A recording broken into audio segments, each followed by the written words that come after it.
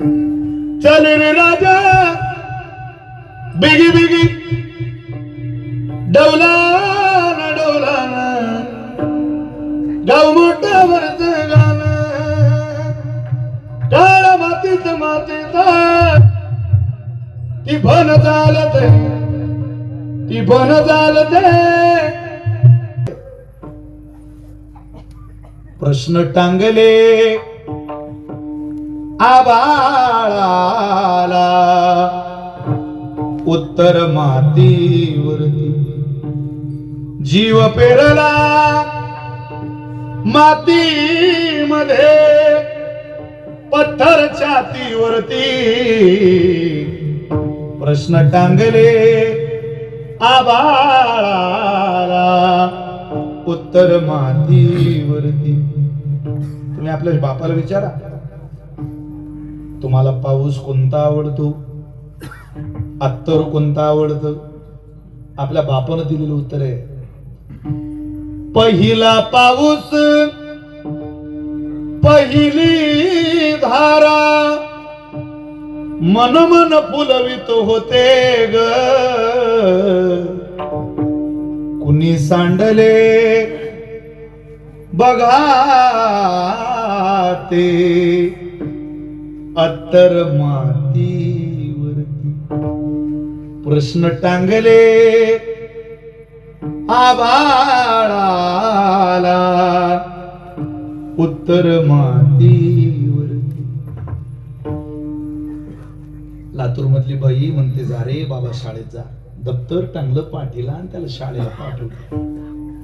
तो म्हणतो मा मी नाही जात शाळेला. अरे जा पोरा शाळेत गेल्यावर लेकरं मोठी होता बाळा. मा शाळेत गेल्यावरची सगळीच मुलं मोठं होत असतील तर माझ्या प्रश्नाचं उत्तर दे. मोठा दादा शिकला आणि घरीच बसलाय ग. माझा दादा तर खूप शिकला मा. अग मोठा दादा शिकला आणि घरीच बसलाय उगाच देते आई माझ्या दप्तर पाठीवरती. प्रश्न टांगले आबाळाला उत्तर मातीवरती.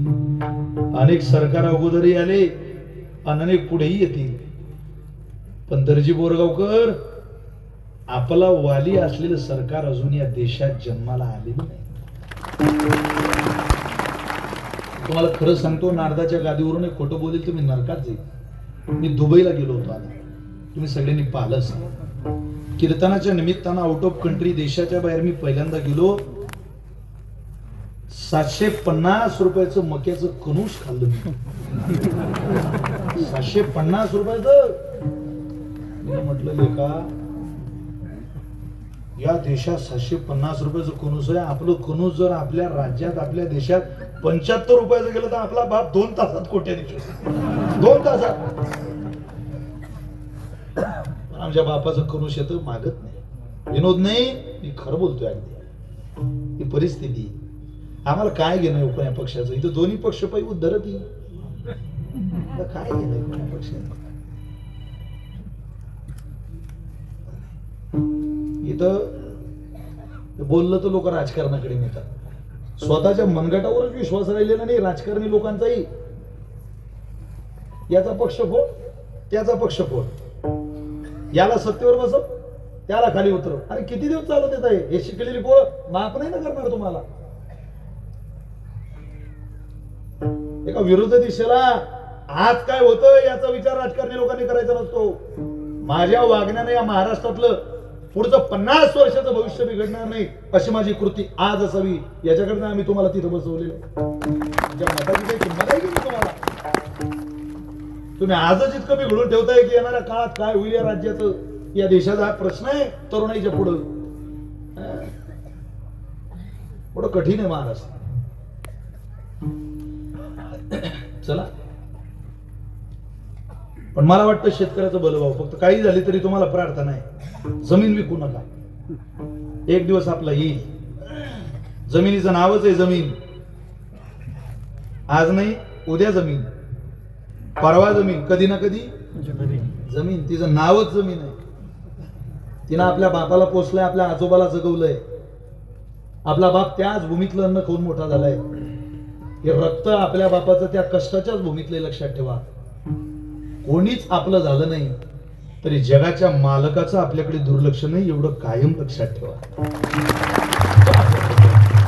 आणि एकदा परमात्म्यानं आपल्याला तळ हातावर घेतलं की जगातली कोणती शक्ती आपल्याला परास्त करू शकत नाही. आपलं देवाच्याच भरोश्यावर चाललंय. इथं चांगलं व्हावं आणि चांगली वाट तुम्हाला मिळावी असं ना व्यवहारात कोणी दाखवतंय, ना परमार्थिक साधनेत कोणी दाखवतंय. पण निळोबारे म्हटलं आम्ही तुम्हाला दाखवतो. महाराज दाखवतो काय करताय? 9:30 झाली. दाखवा, वाट दाखवतो तुम्हाला. कोणा वाटेला जाऊ? निळोबारे म्हटलं मी सांगतो. अगोदर कोण्या जाऊ नये ती वाट आहे का? खरह मूर्ख स्वेच्छाचारी तार्किकः अनुभव शून्य अगुणज्ञ अमतस्थिरम तेषां पार्श्वं न गच्छयो न गच्छयो न गच्छयो. 7 लोकांची यादी आहे. करोडो रुपये दिले तरी यांच्या मागे जाऊ नका. खरं म्हणजे गाढव, गाढवाच्या मागे जाऊ नका. ज्याचा प्रवास गाढवासारखा चालू आहे त्याच्या मागे जाऊ नका. मूर्ख विद्वानाच्या मागे जा, मूर्खाच्या मागे जाऊ नका. हुशार माणसाजवळ बसा. कमाल वाटतं मला त्या तरुण पोरांची, ज्याचा बाप 5 वाजेला उठतो तो 8 वाजेला उठतो सकाळी. आपला बाप 60 वर्षाचा 5 ला उठतो तू 8 ला उठतो. मित्रा, अरे कोणासोबत राहतोय तपास जरा. एक मारवाडी समाजाचं पोरग रिकामी दिसत नाही, रिकाम. एक ब्राह्मण समाजाचं पोरग रिकाम दिसत नाही. बिचारे कष्ट करतात. आपल्या बापाला बाप हजर व्हायच्या अगोदर मारवाडी समाजाचं पोरग दुकान उघडतं, अख्खं दुकान झाडून काढतो आणि बापाच्या यायच्या अगोदर अगरबत्ती लावतो. आपल्याला काय अडचण आहे? आपल्या बापाच्या अगोदर शेतात एखादा फेरफटका मारायला. अरे पिकेल तेव्हा पिकेल, आशीर्वाद देऊन जाईल ती भूमी आपल्याला. नाही हे कष्टकरीची औलाद आहे. बापाच्या अगोदर शेतात आली, याला आशीर्वाद देऊ दे. वाट बघेल आपली जमीन आपली. तुम्हाला काय सांगावं आता? वाढदिवस साजरे करणारी आपली पोरं 3 तास मारवाडी समाजाचं बँडवर नाचणारं, डीजेवर नाचणारं पोरग तुम्ही मला दाखवा. तुम्ही म्हणाल ते हारायला तयार आहे. 3 तास नाहीये. मी 30% मारवाडी समाजाच्या गावात राहतो. माझे अनेक मारवाडी समाजाचे मित्र आहेत. शिकायला पण भेटतं त्यांच्याकडून. कधी वेळ घालवत नाही बिचारी, वाद घालत नाही. एखादा दुकानात शिव्या द्यायला लागला, छोटस पोरग, त्याला कळत नाही. तो त्याच्या बापाला सांगतो, पप्पा हे गाली दे रा दुकान में आके. त्याचा बाप दुर्लक्ष करतो. पप्पा हे गाली दे रा अपनी दुकान में आके. तरी त्याचा बाप म्हणतो देन दे. गाली दे रहा ना, अबे देन देन बे. उसका खेत है ना दर्जी बोरगांव के बाहर रोड पे 2 एकड़, रुकना जरा. पेट्रोल पंप डालना ना उसमें HP का. सोपं नाही रे. आपण इथं वाढदिवसाला बिअरच्या बाटल्या उडवतो. कधी भलं व्हायचं. मूर्ख मूर्खाच्या मागे जाऊ नका. हे विशाल महाराज खोलेचं कीर्तन आहे. 100% पटेल तुम्हाला. कारण हे तुमच्या माझ्या घरातलं चित्र आहे. नुसतं कीर्तन ऐकणं, मनोरंजन करून घेणं याचा परमार्थ थोडीच आहे. यातल्या 2 गोष्टी घरी घेऊन जा तुम्हाला आवडल्या तर. आणि विशाल महाराज खोलेला आशीर्वाद देऊन जा. महाराज हे खरंय, आमच्या पोरांच्या एक कामाचं आहे, घेऊन जा. माझी जबाबदारी. मला जरी गादी मिळाली असेल तर मी खरं सांगितलं पाहिजे तुम्हाला. मूर्खाच्या मागे जाऊ नका. तरुणांनी जाऊ नये. जाऊ नका तरुणांना. तुम्हाला प्रार्थना आहे. खरं मूर्ख स्वेच्छाचारी लोकांच्या मागे जाऊ नका. जी म्हणता मीच दाखवलेली वाट योग्य, त्यांच्या मागे जाऊ नका. चिखलाच्या गोळ्याला आकार द्यायला कुंभार लागतो. सोन्याच्या लगडीचा अलंकार घडवायला सोनार लागतो.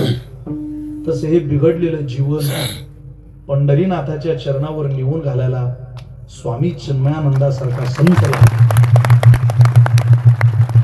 त्याशिवाय जीवन देवाकडे जाऊच शकत नाही.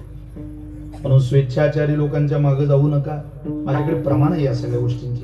पंतते चुकले आपुल्या मतीचे तया मागे त्यांचे तेची हाल झाले. लोकांचे मार्ग चुकले तर जाऊ नका. स्वेच्छाचारी तार्किक हा तर्क वितर्क काढणारे लोकांच्या मागे जाऊ नका. का तिथं आल्यावर काय होणार आहे असं म्हणणाऱ्याचा हातच सोडला पाहिजे माणसं. इथं आपल्या अकलेचं दिवड काढणारे लोकांच्या मागे ज्ञानोबारे तुकोबारे आपली माय मारा. आईवर संशय घेणाऱ्याच्या मागे जाऊ नये. ज्ञानेश्वरीवर गाथ्यावर संशय घेणाऱ्याच्या मागे जाऊ नये. तुकोबाऱ्यांचा खून झाला असं म्हणणाऱ्या नालायक लोकांच्या मागे जातात. आपण कधी मान्यच करू शकत नाही. जाऊ नका ती तर्क वितर्क काढणारी माणसं. तार्किक हा अनुभव शून्य हा ज्याला कवळीचा अनुभव नाही त्यांच्या मागे जाऊ नका. काकडा नाही, हरिपाठ नाही, वारी नाही, व्रत नाही, वाचन नाही आणि म्हणतोय चला मी उधाराला नेतो. आमच्या मलकापूरच्या बस स्टँडवर एक बाई पाहिली लागली बा घुमायला तिथं बुलढाणा जिल्ह्यात. अरे बापरे, मी एका जणाला विचारलं, म्हटलं काय आहे? अरे म्हणे बाबा त्या बाईनं देव दाखवला अख्खा गावाला. म्हटलं बापरे, या बाई ना त्या बाईनं 8-10 दिवस झाले आम्ही धुयला असं वाटतो. आंघोळ झाली नाही त्या माऊलीची. म्हणे महाराज ते बाई घुमायला लागली. मी पाहिलेलं सांगतो तुम्हाला. आमच्या विनोद बोला, म्हटलं गाडी थांबवा, फोकट सिनेमा पाहायला भेटतो. ती बाई घुमत होती, सैल्या सैल्या सैल्या सैल्या सैल्या. माल झाले कडे आता. बरं तिचा नवरा मागे उभा, त्याला वाटलं खाली बिली पडली, तो इले झालेली उभा. त्या बाईचं घुमणं चालूच, सैल्या सैल्या सैल्या. कंडक्टर थांबला आणि घेतला एसटीचा दरवाजा लावून. निघाली ती एसटी निघाल्यावर हिच्या ध्यानात आलं आपण तर सैल्या करून आलो, पण आपल्या थैल्या गाडीत आहे. हिनं सैल्या दिला सोडून नवऱ्याला सांगते, अरे वैद्या घे ना थैल्या. तो म्हणे गेल्या सैल्या मी जमा करतो थैल्या. लबाडाचा बाजार आहे. तुमची पोरं गुगल सर्च करता मिनिटा सेकंदाला. वैभव लक्ष्मीच्या पोथ्या वाचणाऱ्या महिलांनी सावधान. तुम्ही श्रीमंत होऊ शकत नाही वैभव लक्ष्मी वाचल्यावर. शाप समजला तरी चालेल, मला द्या काय कोपायचं ते. तुमची पोरं गुगल सर्च करता आणि तुम्ही वैभव लक्ष्मी वाचता.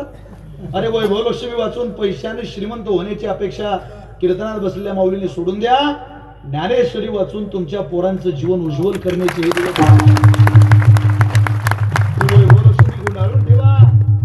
ज्ञानेश्वरी हातात घ्या, तुमच्या पोरांचं भलं होईल. माझ्या आयांना अनुभव शून्य शब्द वाचू नये, अनुभव जन्य ज्ञान वाचा. अनुभव शून्य हा जाऊ नये त्यांच्या मागे. खरह मूर्ख स्वेच्छाचारी तार्किक हा अनुभव शून्य पुढं अगुणज्ञ तुमच्या गुणाची किंमत नसलेल्या लोकांच्या मागे जाऊ नये. यादी खूप मोठी आहे. विस्तार केला तर 2-3 कीर्तन करावे लागतील. आणि तारीख घेताना काही पूर्ण अभंग सुटला पाहिजे असं ठरलं नाही बाबा.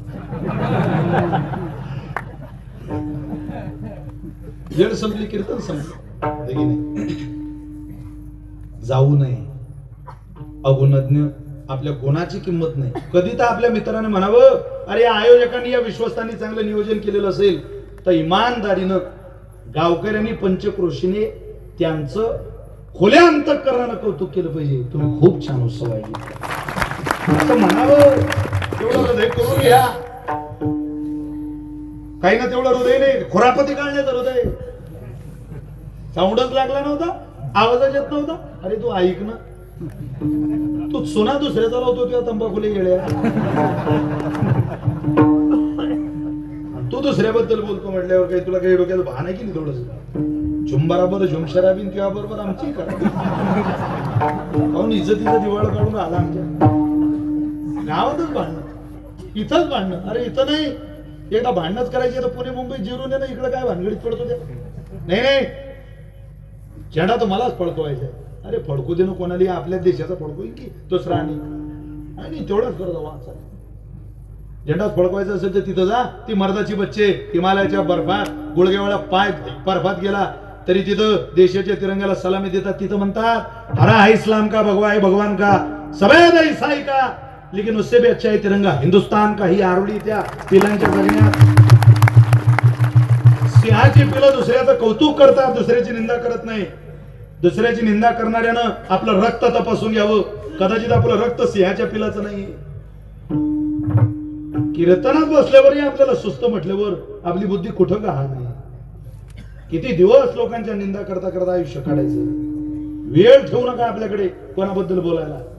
आपल्याबद्दल समाजाला बोलायला भाग पडलं पाहिजे अशी उंची आपण गाठूया. आपण लोकांच्या चर्चा करायच्या नाही. आता अगुणज्ञ जी चर्चा करतात त्यांच्या सोबत राहू नका. अमत स्थिरम, ज्यांचं मत स्थिर नाही, ज्यांची भूमिका वेळोवेळी बदलते, त्यांच्या मागे जाऊ नका. तेषां पार्श्वं न गच्छयो न गच्छयो न गच्छयो, जाऊ नका शास्त्र म्हणते. स्पष्ट निर्देश. जावं कोणाच्या मागे? श्लोक आहे का? आणि पहिलं चरण म्हणायला होतं श्लोक ऐकून बघा. श्लोक वेदानुगामी सच्शील हा धर्मात्मा पुण्यवान श्रुती स्मृती अर्थ रूपश्य तेषां पार्श्वं गच्छयो. वेदाच्या मागे जा, धर्माच्या मागे जा, पुण्याईच्या मागे जा, सच्शीलाच्या मागे जा, आणि ज्यांच्याकडे पाहिलं की श्रुती माता दिसते त्या संतांच्या मागे जा. तयाची आचरावी पावले पावनी सात्विकी श्रद्धा चाले. ज्ञानोबारे बोलतात तो तेच फळ ठेविले ऐसेला हे त्यांच्याच मागे जा. त्यांच्या मागे गेलं तर तुमचं भलं होईल. आणि अशी या जगामध्ये केवळ आणि केवळ सच्शीलानं, धर्मानं, पुण्याईनं आणि श्रुतीनं भरलेले दुसरे तिसरे कोणी नाही. स्वामी चिन्मयानंद महाराजच आहे. त्यांच्या मागे तुम्ही जा. त्यांनी वाट दाखवलेली. महाराज त्यांची वाट तुमच्या सांगण्यावरून आम्हाला महत्वाची वाटते आणि उद्धारकही वाटते. पण वाट दाखवणाऱ्याची वृत्ती, स्वभाव आहे कसा आणि ती वाट आहे कशी, याचा विचारच महाराजांनी मांडला. सेवेला निवडलेल्या अभंगाच्या परिणामाला येते तिथं तिचं कार्य असत नाही. दया हा धर्म आहे कशाचा? बोला. हाताचा, पायाचा, डोळ्याचा? दया हा धर्म आहे कशाचा? दया हा धर्म अंतःकरणाचाच आहे. पण जिथं दया उत्पन्न होते तिथं ती काम करत नाही. ती आज जन्माला येते आणि काम जगात करते. संतांच्या आत अंतःकरणात दया जन्माला आली. ती दया तर जगात शिल्लक राहिली पाहिजे ना. मार्ग निवडला सोज्वळ. म्हणून आता पुढे गेले त्यांचा शोधित मार्ग, चला जाऊ मार्ग घेता आम्ही आता मार्ग शोध शोध जाऊ. कोणाचाही शोधू नका. तेनेची पंथे चालू जाता लपडे गुंता कोठे काही. दोन चरण म्हटली त्यावेळेला या अभंगाचं एक वाक्य तयार होतं. असा हा अभंग आहे. म्हणजे पहिलं चरण म्हटलं ना, दोन्ही चरण म्हणावी लागतात तेव्हा त्याचं एक वाक्य पूर्ण होतं. तेनेची पंथे चालू जाता, केनेची पंथे दयानिधी संत ते मार्ग दावनी गेले, तेनेची पंथे चालू जाता लपडे गुंता कोठे काही. तुम्हाला अडचणच येणार नाही. आपल्याला अडचण येऊ नये असं जर वाटत असेल तर संतांनी दाखवलेल्या मार्गावरती चालावं. अन्यत्र सगळ्या वाटा दुःखाच्या आहे. त्या वाटांचं दुःखाचं वर्णन आपल्याला करण्याकरता भरपूर प्रमाण घेता येतील. भरपूर ओव्यांचा वापर केला जाईल. योगांचा मार्ग, मंत्र मार्ग, ज्ञान मार्ग, आणि अजान सिद्ध साधक, साधन सिद्ध साधक, हे सगळे मार्ग तपासले तर आपल्याला ती मार्ग काय त्रास देतात याचा विचार पाहता येईल. पण त्रासदायक मार्ग बघायचा नाही. आज आता निष्प्रतिबंध मार्ग बघायचा आहे. न पडे गुंता कोठे काही जायचंच नाही. अहो स्वतः देवानं सुद्धा परिवर्तन केलं महाराज. मत परिवर्तन. कोणाचं? एका वेळेचा प्रसंग आहे, सगळ्यांना माहिती असलेला प्रसंग आहे. तुकोबारांचं आणि जिजाबाईंचं बऱ्याचदा बोलणं व्हायचं, बऱ्याचदा. आणि ते बोलणं चालणं झालं की त्याचं रूपांतर भांडणात व्हायचं. इतकं भांडणात रूपांतर. जिजाबाईने बोलत राहावं, तुकोबारांनी ऐकत राहावं. महाराज उत्तर देऊ नये. एकदा तुकोबारांचं आणि जिजाबाईंचं बोलणं झालं. नाही ते बोलायला लागल्या, तुम्ही काही केलं नाही, प्रपंचही बुडवला, परमार्थही बुडवला, माझा ऐकत नाही. महाराजांनी फक्त हसावं. भागीरथीनं समजलं की आता भांडण झालं म्हणजे आपली जबाबदारी आहे. जेव्हा बोलणं व्हायचं त्यावेळेला स्मित हास्य करणाऱ्या तुकोबारांजवळ भागीरथी, तुकोबारांच्या कन्या विना आणि चिपळा आनंद द्यायची. हा भांडणावरचा सगळ्यात सोपा इलाज आहे. वाद घालायची इच्छा असेल ना, घरात घालू नका. एकानं वाद करायची तयारी केल्यावर राम म्हणायची तयारी दुसऱ्यानं ठेवा. राम माणसाला क्रोध येऊ देत नाही. जेव्हा जेव्हा आला तेव्हा ज्ञानोबाईंची आठवण काढा. राग येईल माणसाला. तो राग आपल्या घरातली वातावरण उद्ध्वस्त करून टाकतो. महाराज थोडासाच असतो काही क्षणापुरता, नंतर आपल्याला पश्चाताप होतो की अरे हे बरं नव्हतं. मोठी माणसं कितीही राग आला तरी त्या रागाचा उपयोग योग्य वेळेला करतात, कुठेही राग व्यक्त करत नाही. त्याची साठवणूक व्हावी, संग्रह व्हावा आणि योग्य ठिकाणी तो क्रोधही कामाला यावा. तोही कधी कधी कामाचा असतो पण कुठेही नाही. तो कोबरनी चिपड्या घ्याव्या, निघून जावं. कारण माहिती होतं हिच्या मनात काही नाही, हे फक्त ओठानं बोलते. एकदा बोलून गेली की ती रिकामी होते, मग खाली झाल्यावरती प्रेमच आहे. तो कोबरे निघून जाताना पुन्हा जिजाबाईला राग यावा. शेजारणीला बोलावलं, सगळं मनातलं दुःख सांगितलं. माझ्या माय बापे बरे नाही केले, पदरी बांधले भिकाऱ्याच्या पदरी बांधले. बरं नाही केलो काय आमच्या घरात परमार्थ तर परमार्थ, पण तो तर नेटका असला पाहिजे. पुटकाची विना त्याला दोन करियर झार पंढरीच्या, करियर झार पंढरीच्या. आणि खरं तसंच होतं महाराज. दुष्काळी आटीला द्रव्य नेला मान, काहीच राहिलं नव्हतं. 2 दिवस झाले, 4 दिवस झाले, 8 दिवस झाले, बोरगावकर महाराज घरी आले नाही. 10 दिवसाचा कालावधी निघून गेला, महाराज आले नाही. इथं जिजाबाईला वाईट वाटत होतं. नसतं बोलली म्हणे, मी त्यांना जरा जास्तच बोलली. प्रसंग आपल्याला माहिती आहे, स्मरण करून देतो फक्त. भंडाऱ्यावर गेल्या, भामचंद्रावर गेल्या, घोराडेश्वरावर गेल्या, तुकोबरे दिसत नाही. कारण महाराज भंडाऱ्यावर जायचे तर जिजाबाई भामचंद्रावर जायचे. पाय दुखायचे, काय करू म्हणे. आला एक दिवस पहाट झाली, 11व्या दिवसाची पहाट. आणि पहाटे पहाटे आवाज यायला लागला कानावर, उठा पांडुरंगा प्रभात समयोपातला, वैष्णवांचा मेळा गरुडा पारी दाटला. काकडा म्हणजे जीवन. काय काकडा बंकट स्वामी महाराजांचा ज्यांच्या चाली हात नाही, त्या चाली जुन्या चाली आपण अनेकदा त्या चाली गातो, अनेकदा गायल्या, फारच भारून टाकणाऱ्या चाली. किती वेळा गा महाराजांचा काकडा, पण आनंद देणारं जीवन महाराजांचं.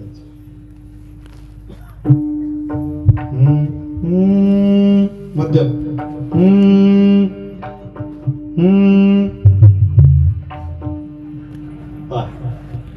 रूप तालोचन, मध्यम स्वर फक्त. रूप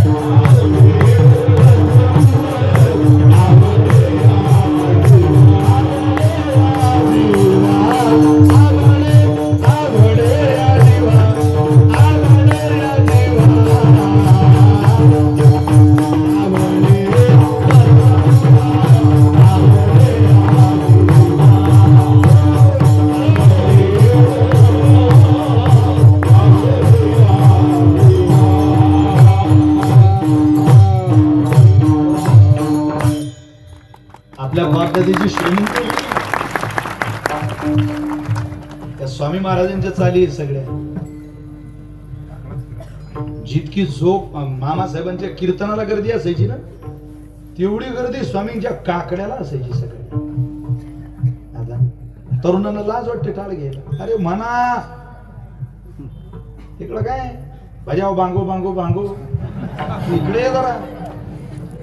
येण्याची पण देत आलो जाता, आपण तर सुखाचा आहे. खरं सांगा, या चाली ऐकत होते त्यावेळेला तुमचं अंतःकरण गदगद होत होतं. त्या वेदातल्या चाली भजन माणसाला खुश आनंदी बनवतो. म्हणून संतांकडे चालायचं, संतांचंच ऐकायचं. जर ऐकलं न पडे गुंता कोठे काही. असा काकडा चालू होता कोणाचा?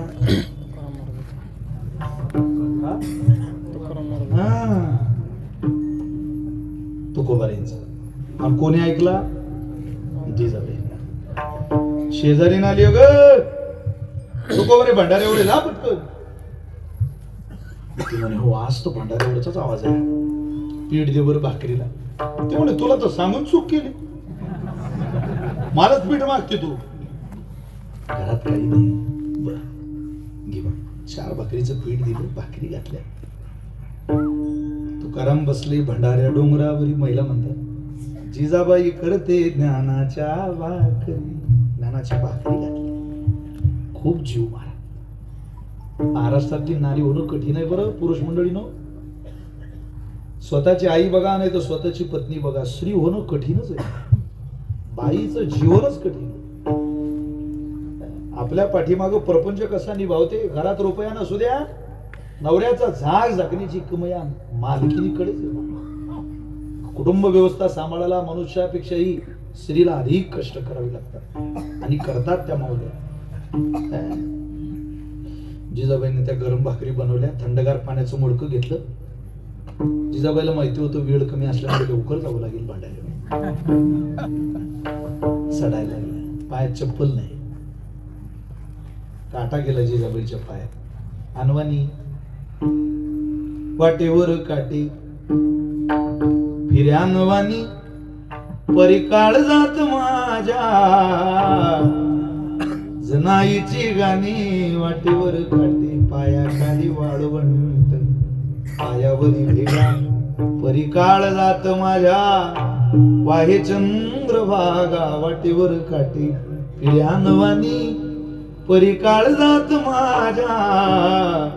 जनाईची गाणी वाटेवर काटे वाटेवर काटे. काटा मोडला. जसा पायात काटा गेला बोरगावकर खाली बसलो. आई ग म्हणून खाली बसलो. रडत होत्या जिजाबाई. पायात काटा गेला म्हणून रडत नव्हत्या, पण आता हा काटा मला तुकोबाराने जीव घालू देणार नाही. गरम भाकरी.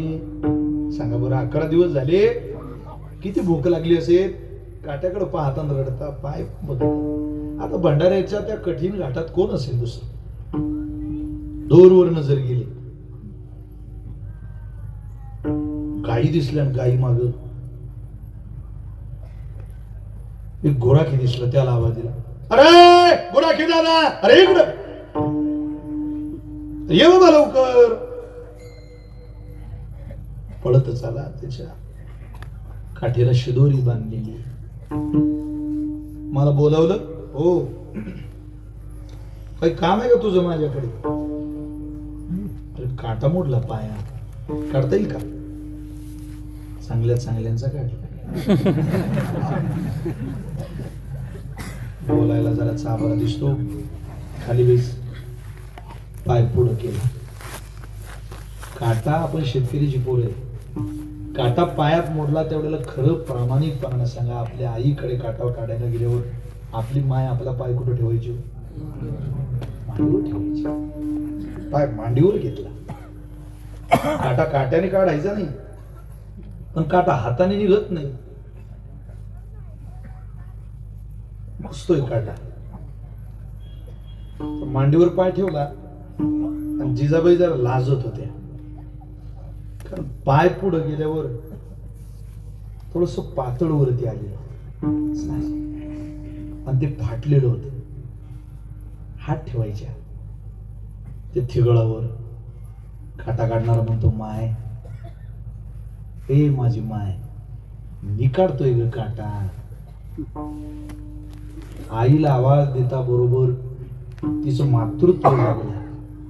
तिला वाटलं, अरे माझं पोरग काटा काढते, मग काही अडचण नाही. आई हा शब्द असा आहे महाराज, तो माणसाला पाप करू देत नाही. पापाची वृत्ती जेव्हा जेव्हा आपली होईल तेवढ्याला आई म्हणा. सगळ्यात परोपकारी आपली माय आहे, पाप नाही करू देते आपल्याला. मराठीच्या शब्दकोशामध्ये आई या शब्दाची बरोबरी करणारा शब्दच दुसरा नाही. आई म्हणा, पाप नाही होत. भरून आलं जिजाबाईला. किती प्रेमळ आहे पहा बरं. बोट लावलं तिथं. डोळे बंद करता का आई जरा? हा बाबा करता. जिभेला ते बोट लावलं, थोडीशी माती लागली पायाची. समाधान झालं नाही बोरगावकर. आपलं मुख कमलच त्याच्या पायाजवळ नेलं, जीभच तिच्या पायाला लावली. आता काटा दिसायला लागला होता, याचंही समाधान झालं. काटा दातात धरला आणि काटा काढला. काटा काढला तिच्या पायातला, पण रडतोय हा. त्रास नाही ना झाला तुम्हाला आई? नाही बाळा. तिचा हात तिच्या पदरापर्यंत जाईल तोवळ गोराख्यानं पिवळा पितांबराचा सोगा फाडून तिच्या पायाला बांधून सुद्धा टाकला होता. येलो प्लस रेड, लाल रंग अधिक पिवळा रंग ज्यावेळेला एकत्रित येतो त्यावेळेला भगवा रंग तयार होतो. आणि तो भगवा रंग त्यागाचं प्रतीक आहे, समर्पणाचं प्रतीक आहे. तो भगवा रंग तयार झाला. जिजाबाई म्हटल्या, खूप छान काटा काढला रे, काही दे ना मला. असं काय करते, काटा छान काढला, काय देऊ तुला? यातली भाकरी दे मला. जिजाबाई म्हणे, जीव माग भाकरी, कारण माझा नवरा उपवाशी. 11 दिवस झाले रे माझ्या राजा, तुला काय सांगू. आपण प्रमाण म्हणतो महाराज, बरे झाले तेव्हा बैल कर्कशा. कर्कशा नव्हती बरं जिजाबाई. नाही, या महाराष्ट्रातल्या 2 जिजाऊंचे इतके उपकार या महाराष्ट्राच्या मातीवर. एकीनं मुलगा दिला आणि एकीनं मालक दिला. त्यांचे उपकार कोणी विसरूच शकत नाही, विसरू नये. या राज्यातला चांगुलपणा या माऊल्यांनी टिकवण्याकरता अथक परिश्रम घेतले. असं आहे. थोडं कठीण आहे संत चरित्र, तुम्हाला भावनिक करण्याकरता हे सांगत नाही, माझा तो स्वभाव नाही. पण मी तुला काही देऊ शकत नाही बाबा. अगं काहीतरी दे ना. तू माझ्या पाया पड, मी तुला आशीर्वाद देते. पडला पाया, डोक्यावरून हात फिरवला, तिचा मुका घेतला. आईच म्हटलं होतं काय करेन ती, झोप घेतला. काय रे तुझं नाव? विठ्ठल.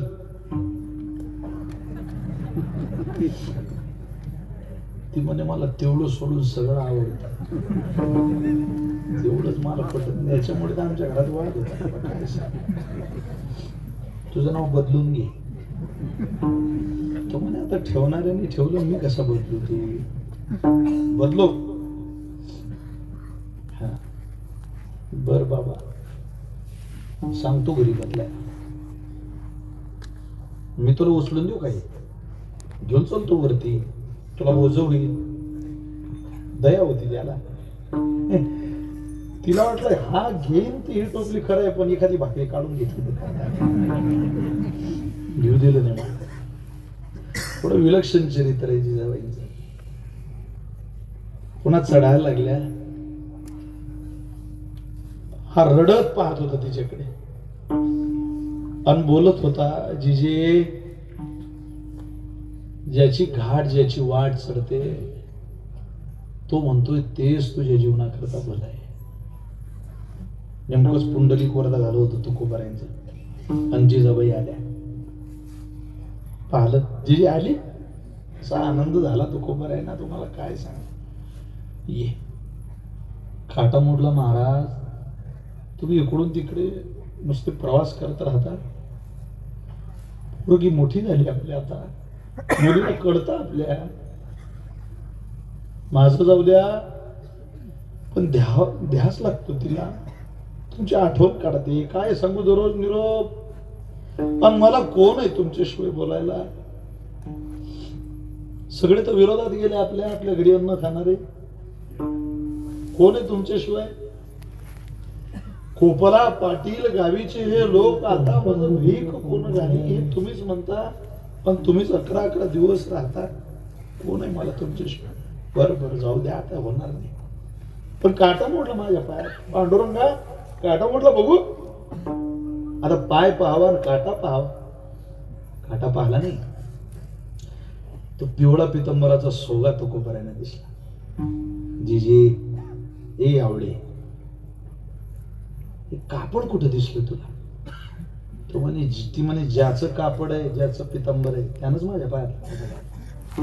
याने हो अगं योग्यांच्या स्वप्नात येत नाही जीजी. योगियांचे ध्यानी ध्याताना तुळसी तो तू आमापासी मागे पुढे. जो योग्यांच्या स्वप्नात येत नाही वेडे, तो तुझ्या पायातला काटा काढतो. अगं पाया पडली की नाही त्याच्या. ती म्हणे मी नाही पडली हो. उलट त्याला माझ्या पाया पडायला. तो मागणार नाही ग जीजी, पण माध्यानं झाला होता. माझ्यापेक्षा त्याची भूक मोठी आहे. त्याला विश्वाचं पालन पोषण करावं लागतं जीजे. एखादी भाकरी द्यायला पाहिजे होती त्याला. तो मागत नाही कोणाकडे. ती म्हणे मला मागत होता मी दिली नाही. तुम्हाला काय सांगू. तू इतका प्रेमळ आहे मला माहितीच नाही हो. आता तू कोबरे म्हटलं एक काम केलं पाहिजे. म्हटले काय. इथून घरी जायचं नाही, आता पंढरीला गेलं पाहिजे. एक नसरी दुसरी आटी देवा भेटी जाऊया. तिथून 2 जण पंढरीला आले आणि स्वतः परमात्म्याने तुकोबरेंचं जिजाबाईंचं पंढरी क्षेत्रात स्वागत केलं. तुकोबरेंकडे जाणाऱ्या वाटेला लागल्यावर जर जगाचा मालक जिजाबाईच्या पायातला काटा काढत असेल राजू, आपला काटा काढणार नाही, आपला सेवक होणार नाही, आपला मालक तो होईल. त्यांना आपला मालक बनावा अशी जर तुमची इच्छा असेल तर तेनेची पंथे चालू जाता. हीच वाट योग्य हे सांगायला देवाला जिजाबाईकडे तुमच्या माझ्याकडे कोणी येणार नाही. त्याच्याकरता चिन्मयानंद बाबांकडे बघूया आणि संतांच्या वाटेला लागूया. का लागावं सरळ सांगतो. मोडोनिया नाना मते देते सिद्धांत सौरसू. नास्तिकांचं मत असेल, नैयायिकांचं असेल, अमुकांचं असेल, सगळी मतं थांबवली. संत एकांती बैसले, सर्व सिद्धांत शोधिले, सार काढलं. देते सिद्धांत सौरसू. सोपेवर मामा सांगितले संती, टाळ दिंडी हाती घेऊन नाचा. हेच करा, हे करण्यातच तुमचं भलं आहे. हे संतांनी जर दाखवलं असेल, सांगितलं असेल तर तेनेची पंथे चालू जाता. न पडे गुंता कोठे काही म्हणून ठरूया. आता जायचं तर ज्ञानोबा तुकोबरींच्या. मग या जीवनाचा शेवटचा श्वास कोणासोबत काढायचा. ज्ञानोबरांसोबत काढायचा, तुकोबरांसोबत काढायचा. जीवन संपेल कधी याची माहिती आपल्याला नाही, पण जेव्हा केव्हा संपेल ते ज्ञानोबरांच्या भजनात संपावं, तुकोबरांच्या भजनात संपावं. एवढं संपलं ना जीवन त्यांच्या भजनात, तुमच्या जीवनात आळकाठी निर्माण करणार दुसरं कोणीही असणार नाही. कारण संतांच्या जीवनाची दशा दिशाच देव आहे. सर्वस्व संत जीवनाचं देव परमात्मा आहे. म्हणून त्यांच्या माग जा गेलं पाहिजे. तुम्ही किती दिवस परपंच करा, जिथं कोणाला 100 पैकी 100 गुण मिळाले मिळत नाही. महाराज आमच्या गावच्या एका माणसानं आता धोंड्याच्या महिन्यात सासऱ्याला फोन केला. तो म्हणे सासरेबा तुम्ही दिलेली तुमची पोरगी, अहो त्या लग्नाच्या दिवशी मला चांगलं वाटत होतं किंवा स्वर्गात आहे आपण, ते पाठीमागे मामा, मंडप, डेकोरेशन, लाइटिंग. पण जसे दिवस येत गेले एक वारी करू दिली नाही. हो तुमच्या पोरीने आम्हाला एक वारी. तुमची पोरगी एका दिवसात 3-3 टाइम मारते म्हणजे काही जीवन. किती दिवस सांभाळायचं आम्ही फळ. तुम्ही हे फळ आमच्या ताब्यात दिलं तेव्हा असं वाटत होतं या फळासारखं फळ जगात दुसरं कोणतं नाही.